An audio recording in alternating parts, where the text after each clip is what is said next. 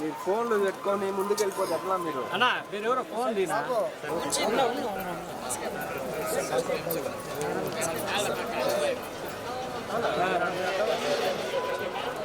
నన్ను అడ్డం వస్తున్నా.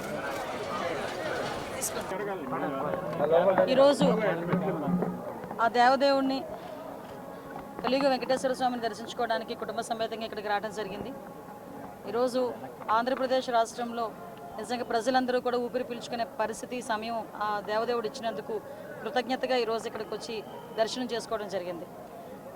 ఆంధ్రప్రదేశ్ ప్రజలందరూ కూడా లాస్ట్ 5 ఇయర్స్లోనే పడిన కష్టాలు మళ్ళీ తిరిగి పడకుండా కంపల్సరిగా చంద్రబాబు నాయుడు గారి ఆధ్వర్యంలో, పవన్ కళ్యాణ్ గారి నాయకత్వంలో, లోకేష్ బాబు గారి నాయకత్వంలో, ఎన్డీఏ అందరి నాయకత్వంలో కూడా ఆంధ్రప్రదేశ్ మంచిగా అభివృద్ధి పదంలో ముందుకెళ్తుంది.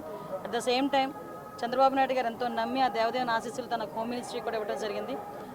నా మీద పెట్టిన గురుతర బాధ్యతని ఎట్టి పరిస్థితుల్లోని ఎక్కడ కూడా నిర్లక్ష్యం లేకుండా నిర్వహిస్తానని మనస్ఫూర్తిగా తెలియజేసుకుంటున్నా. మీ అందరికీ తెలుసు ఎంత స్పీడ్గా ఉందో మన హోమ్ డిపార్ట్మెంట్ కూడా. మొన్న చీరాల్లోని ఒక అమ్మాయిని అతి దారుణంగా హత్య చేయడం జరిగింది, రేప్ అండ్ మర్డర్ జరిగింది. ఆ జరిగిన వెంటనే చంద్రబాబు నాయుడు గారు స్పందించి నన్ను అక్కడికి పంపించడం జరిగింది. వితిన్ అవర్స్లో నేను అక్కడికి వెళ్ళి ఆ ఘటనా స్థలాన్ని అదంతా చెప్పి పోలీస్ డిపార్ట్మెంట్ వాళ్ళకి కూడా 48 గంటలు నేను వాళ్ళకి టైం ఇవ్వడం జరిగింది. కానీ వాళ్ళు డిపార్ట్మెంట్ వాళ్ళు కూడా చాలా మంచిగా 36 అవర్స్లోనే నిందితులు ఎవరైతే ఉన్నారో వాళ్ళని పట్టుకొని ఈరోజు వాళ్ళందరినీ అరెస్ట్ చేయడం కూడా జరిగింది. అంటే ఈ గవర్నమెంట్లో ఆడపిల్లల రక్షణ ఎంత స్పీడ్గా ఉంటుంది, ఆడపిల్ల ఎంత భరోసాగా బతకొచ్చు అన్న విషయం చెప్పడానికి ఇదొక ఉదాహరణగా చెప్పొచ్చు. సంఘటన జరగకుండానే చూసుకోవాల్సిన బాధ్యత కూడా మా మీద ఉంది. అట్ ద సేమ్ టైం గంజాయి డ్రగ్స్ని కూడా నిర్మించాల్సిన బాధ్యత కూడా మా మీద ఉంది. లాస్ట్ 5 సంవత్సరాలు వాళ్ళు పూర్తిగా గాలికి వదిలేశారు.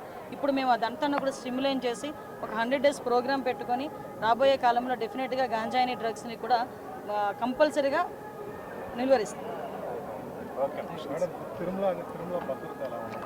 తిరుమల అంటే మీకు అందరికీ తెలిసిందే, 5 సంవత్సరాలు భక్తులు కూడా ఎంత ఇబ్బంది పడ్డారో. నేను ఇక్కడికి వచ్చిన తర్వాత భక్తులందరూ కూడా మమ్మల్ని వచ్చి అమ్మ మంచి గవర్నమెంట్ వచ్చింది, మీరైనా తిరుమలను బాగు చేయండి, ఇప్పుడు మీరు బాగు చేస్తారు నమ్మకం ఉందని చెప్తూ ఉంటే ఈ 5 సంవత్సరాలు ఎంత దారుణంగా ఈ తిరుమల తయారైందో మనందరికీ కూడా తెలుసు.